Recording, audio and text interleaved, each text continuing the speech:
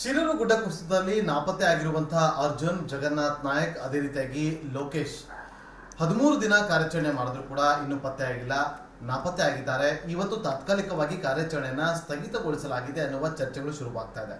ಈ ನಡುವೆ ಕೇರಳದ ಶಾಸಕರು ಸುತಾರಾಮ್ ಅದನ್ನು ಒಪ್ಪಿಕೊಳ್ಳೋದಕ್ಕೆ ತಯಾರಿರಲಿಲ್ಲ.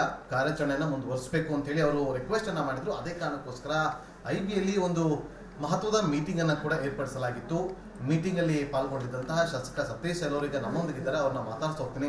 ಶಾಸಕರ ಇವತ್ತು ಮೀಟಿಂಗ್ ಅಲ್ಲಿ ಏನೆಲ್ಲ ಚರ್ಚೆ ಆಯಿತು, ಕೇರಳ ಶಾಸಕರ ಡಿಮ್ಯಾಂಡ್ ಏನಾಗಿದೆ? ಈಗ ಕೇರಳ ಶಾಸಕರು ನಮ್ಮ ಕೇರಳ ಸಿ ಎಂನಿಂದ ನಮ್ಮ ಸಿ ಎಂ ಒಂದು ಲೆಟರ್ ಬರೆದಿದ್ದಾರೆ, ಕಾರ್ಯಾಚರಣೆಯನ್ನು ಕಂಟಿನ್ಯೂ ಮಾಡಬೇಕು ಅಂತ.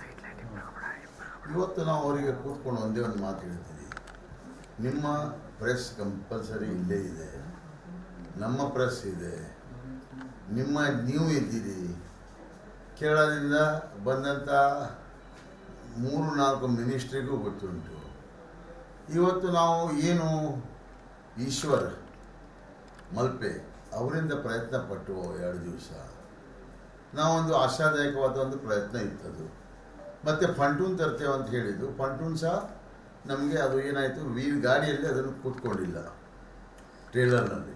ತದನಂತರ ನಾವು ಲೋಕಲ್ ದೋಣಿಯನ್ನು ಇವತ್ತು ಅವರು ಒಳ್ಳೆ ಕೆಲಸ ಮಾಡಿದ್ದಾರೆ, ಎಂಕರ್ ಟೈಪ್ ಕೆಲಸ ಮಾಡಿ ತಾವು ಸಹ ನೋಡಿದ್ರಿ. ಅವರು ಅದನ್ನು ದಾರವನ್ನು ಗಟ್ಟಿ ಇಟ್ಕೊಂಡು ಇವರಿಗೆ ಪಾಪ ನಮ್ಮ ಯಾರು ಈಶ್ವರ್ ಭಾಳಷ್ಟು ಹುಡುಕಾಡಿದ, 4 ಪಾಯಿಂಟ್ನಲ್ಲಿ ರೀಚ್ ಆದ.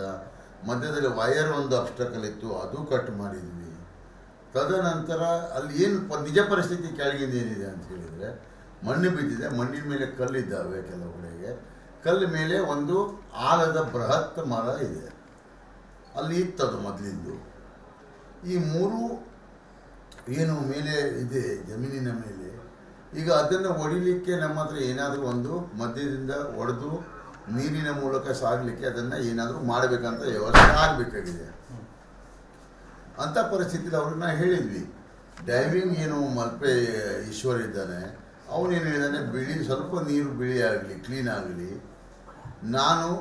ನನಗೆ ಏನೂ ಬೇಡ, ನಾನು ಒಬ್ಬನೇ ಹೋಗಿ ನನಗೆ ನೀವು ದೋಣಿ ಕೊಟ್ಟರೆ ಸಾಕು, ನಾನು ಅದನ್ನು ಕಾರ್ಯಾಚರಣೆ ಮಾಡ್ತೇನೆ, ಬ್ಯಾಟ್ರಿ ತಗೊಂಡು ಹೋಗಿ ನಾನು ಅದನ್ನು ಹುಡುಕಿ ತೆಗಿಬೋದು. ಅವ್ರದ್ದು ಒಳಗಿಂದ ಅಂಡರ್ ವಾಟರ್ ಬ್ಯಾಟ್ರಿ ಇದೆ. ಇದನ್ನು ಹೇಳಿದ್ದಾನೆ ಅವನು. ಮತ್ತು 3 ಗಂಟೆಯಲ್ಲಿ ಅವನು ವಾಪಸ್ ಬರ್ತೇನೆ ಅಂತ ಹೇಳಿದ.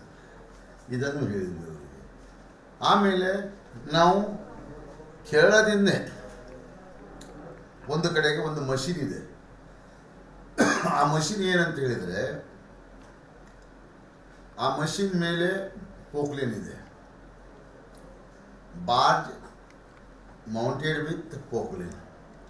ಅದನ್ನು ಇಲ್ಲಿ ತೋರಿಸ್ತೇನೆ. ಈಗ ಅಲ್ಲಿ ಇದನ್ನು ನೋಡ್ಬೋದು ನೀವು. ಆ ಪೋಕ್ಲೇನನ್ನು ನಾವು ತಂದರೆ ನಮ್ಮಲ್ಲಿ ಏನಿತ್ತು, ಮಧ್ಯದಿಂದ ಅದನ್ನು ಒಡೆದು ಟ್ರೈ ಮಾಡುವ ಅಂತ ಹೇಳಿಕೊಂಡು, ಇದು ನೀರಲ್ಲಿ ಕೆಲಸ ಮಾಡ್ತದೆ. ಇದನ್ನು ನೋಡ್ಬೋದು ನೀವು, ನೀರಲ್ಲಿ ಕೆಲಸ ಮಾಡ್ತದೆ. ಇದು ಕೇರಳದ ಅಗ್ರಿಕಲ್ಚರ್ ಡಿಪಾರ್ಟ್ಮೆಂಟಿನ ಹತ್ರ ಇದೆ. ಇದನ್ನು ಕೇರಳದವರಿಗೆ ಅವ್ರಿಗೆ ಗೊತ್ತಿಲ್ಲ, ನಾನು ಕಂಡು ಹಿಡಿದಿದ್ದೇನೆ, ನಮ್ಮ ಫ್ರೆಂಡ್ ಇದ್ರು. ಇದನ್ನು ಕಂಡು ಹಿಡಿದು ಅದನ್ನು ಅಲ್ಲಿಯ DC ಹತ್ರ ಮಾತಾಡಿದ್ದೇನೆ. DC ಅವರು ಒಂದು ಇನ್ಫಾರ್ಮೇಷನ್ ಕೊಡು ಅಂತ ಹೇಳಿದ್ದಾರೆ. ಮತ್ತು ತದನಂತರ ಇದನ್ನು ಮಾಡಲಿಕ್ಕೆ ನಾನು ಮಾನ್ಯ ಮುಖ್ಯಮಂತ್ರಿಗಳಿಗೆ, ಮಾನ್ಯ ಉಪಮುಖ್ಯಮಂತ್ರಿಗಳಿಗೆ ಮತ್ತು ಕಂದಾಯ ಸಚಿವರಿಗೆ ಇದರ ಬಗ್ಗೆ ಹೇಳಿದ್ದೇನೆ. ಮತ್ತು ಡೈರೆಕ್ಟರ್ ಆಫ್ ಪೋರ್ಟ್ಸ್ ಕರೆದು ಅದರ ಸೈಜು ಮತ್ತು ಅದರ ವರ್ಕಿಂಗ್ ಕೆಪಾಸಿಟಿ ಏನು ಅದರ ಬಗ್ಗೆನೂ ಚೆಕ್ ಮಾಡಿದ್ದೇನೆ. ನನಗೆ ಇದರಿಂದ ಏನಾಗ್ತದಪ್ಪ ಅಂತ ಹೇಳಿದರೆ, ನಾನು ಮಧ್ಯದಲ್ಲಿರುವಂಥ ಆಲದ ಮರ ಮತ್ತು ಇದನ್ನು ಸೈಡ್ ಮಾಡಿಕೊಟ್ರೆ ಡೈವಿಂಗ್ ಹೋಗುವವನಿಗೆ ಒಳ್ಳೆಯದಾಗ್ತದೆ, ಮತ್ತು ಅವರು ಸಹ ಸ್ವಲ್ಪ ಸ್ಕ್ರ್ಯಾಚ್ ಮಾಡಿ ನೋಡ್ಬೋದು. ಈಗ ಅದನ್ನು ತರಲಿಕ್ಕೆ ಅಲ್ಲಿಯ DC ಅವರು ಏನು ಹೇಳ್ತಾ ಇದ್ದಾರೆ, ನೀವು ನಮ್ಮ ಲೆಟರನ್ನು ಮಾಡಿ ಅಂತ. ನಾನು ಹೇಳಿದೆ, ನಾನು ಅವರಿಗೆ ಒಂದು ಮೆಸೇಜನ್ನು ಸಹ ಕಳಿಸಿದ್ದೇನೆ. ಏನಂತ ಹೇಳಿದರೆ, ನಾವು ಎಲ್ಲದಕ್ಕೂ ರೆಡಿ ಇದ್ದೇವೆ, ನಾವು ಬೇಕಾದ್ರೆ ಲೆಟರ್ ಕೊಡ್ತೇನೆ, ನೀವು ಇದನ್ನು ಕಳಿಸ್ಕೊಡಿ ಅಂತ ಹೇಳ್ಕೊಂಡು. ಅವರು ಅದನ್ನು ಇನ್ನೂ ತನಕ ಮಾತಾಡ್ತಾ ಇದ್ದಾರೆ. ಅವರು ಮಾತಾಡಿ ಯಾವಾಗೂ ಕಳಿಸ್ಕೊಳ್ಳಿ, ನಾವು ಅದನ್ನು ಇಮ್ಮಿಡಿಯೇಟ್ ಮತ್ತೆ ಕಾರ್ಯಾಚರಣೆಯನ್ನು ಕಂಟಿನ್ಯೂ ಮಾಡ್ತೇವೆ. ಸರ್, ಈಗ ಒಂದು ಡೌಟ್ ಇರೋದು, ನಾಳೆ ಕಾರ್ಯಾಚರಣೆ ನಡೆಯುತ್ತಾ ಇಲ್ವಾ? ನಾಳೆ ಕಾರ್ಯಾಚರಣೆ ಏನು ಮಾಡ್ಬೇಕು ಹೇಳಿ? ನಾವು ಏನೂ ಮಾಡ್ಲಿಕ್ಕೆ ಆಗ್ತಾ ಇಲ್ಲ. ಒಂದೇ ಕಾರ್ಯಾಚರಣೆ ನಾಳೆ ಏನಾದರೂ ಫ್ಲೋಟ್ ಆಗಿ ಬರ್ತದೋ ಅಂತ ನಾವು ನೋಡ್ಬೇಕು ವಿನಃ ಮತ್ತೇನು ಅಂಥದ್ದೇನು ನೋಡ್ಲಿಕ್ಕೇನು ಇಲ್ಲ. ಸರ್, ಈಗ ಟ್ರಕ್ಗೋಸ್ಕರ ಇಷ್ಟೆಲ್ಲ ಹುಡುಕಾಟ ಆಗ್ತಾ ಇದೆ. ಜಗನ್ನಾಥ್ ನಾಯಕ್, ಲೋಕೇಶ್ ಹಾಗೆ ಅರ್ಜುನ್ಗೋಸ್ಕರ ಹೇಗೆ ಹುಡುಕಾಟ ನಡೀತಾ ಇದೆ?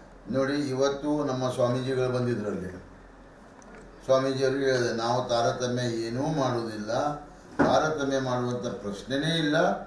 ನಾವು ಇವತ್ತು ಅವರ ಸಲುವಾಗಿ ಕಂಟಿನ್ಯೂಯಸ್ ವರ್ಕ್ ಮಾಡ್ತಾ ಇದ್ದೇವೆ ಅಂತ ಹೇಳ್ಕೊಂಡು ಅವರಿಗೂ ಇವತ್ತು ಒಂದು ನಾನು ಐಡಿಯಾನು ಕೊಟ್ಟಿದ್ದೇನೆ.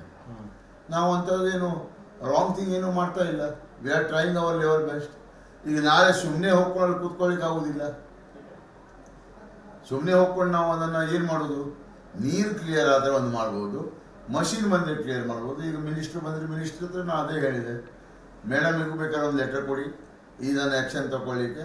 ಮತ್ತು ಅವ್ರಿಗೆ ನಾನು ಬರೆದಿದ್ದೇನೆ, ಇದರ ಅಮೌಂಟು ಏನು ಬಾಡಿಗೆ ಆದರೆ ನಾನು ಕೊಡ್ತೇನೆ, ಮತ್ತು ಅದನ್ನು ಪೂರ್ವವಾಗಿ ಡೆಪಾಸಿಟ್ ಮಾಡ್ತೇನೆ ಅಂತ ಹೇಳಿ ರೈಟಿಂಗಲ್ಲಿ ಕಳಿಸಿದ್ದೇನೆ. ಇದಕ್ಕೆಲ್ಲ ಒಪ್ಕೊಂಡಿದ್ದಾರೆ ಈಗ ಕೇಳೋದ್ರಿಂದ ಅವರು ಏನು ಮಾಡಿದ, ಅವರು ಇವತ್ತು ಈಗಷ್ಟೇ ಅವರ MLA ಅವರೇ ಮಾತಾಡುವಾಗ ಆ ಆಪರೇಟರ್ ಏನು ಸಿಗಲಿಲ್ಲ ಇಲ್ಲ ಅಂತ ಏನು ಹೇಳಿದರು ಸದ್ಯಕ್ಕೆ, ಅಂದರೆ ಮಳೆಗಾಲ ಅಂತ ಹೇಳ್ಕೊಂಡು ಆಪರೇಟರಿಗೆ ನೋಡ್ತಾ ಅಂತ ಹೇಳಿದ್ರೆ ನಾನೇನು ಹೇಳಿದ್ದೇನೆ, ಆಪರೇಟರ್ ನೋಡೋ ತನಕ ನಿಮಗೆ ಟೈಮ್ ಬೇಕಾದರೆ ಅಲ್ಲಿ ತನಕ ನೀವು ನಮಗೇನು ಮಾಡಿ ಅದರ ಇಂಜಿನಿಯರಿಂಗ್ ಕಳಿಸ್ಕೊಡಿ, ಈ ಥರ ಆ್ಯಕ್ಟಿವಿಟಿ ನಮ್ಮ ಕೆಲಸ ಆಗಬೇಕಂತ ಹೇಳ್ಕೊಂಡು ನಾವು ಅವ್ರಿಗೆ ಹೇಳ್ತೇವೆ ಅಂತ ಹೇಳಿದ್ದೇನೆ. ಅರ್ಥ ಆಯ್ತಲ್ಲ? ಇದನ್ನು ಅವರಿಗೆ ಇವತ್ತು ಅಪ್ಡೇಟ್ ಮಾಡಿದ್ದೀನಿ ನಾನು. ಈಗ ಅವರು ಸಹ ಇದ್ರ ಬಗ್ಗೆ ಏನು ಕ್ಲಿಯರ್ ಕಟ್ ಅವ್ರಿಗೆ ಗೊತ್ತಾಗಿದೆ ನಾವು ಕೆಲಸ ಮಾಡ್ತಾ ಇದ್ದೇವೆ ಅಂತ ಹೇಳ್ಕೊಂಡು. ನಾನು ಇದರೊಳಗೆ ಯಾವುದೇ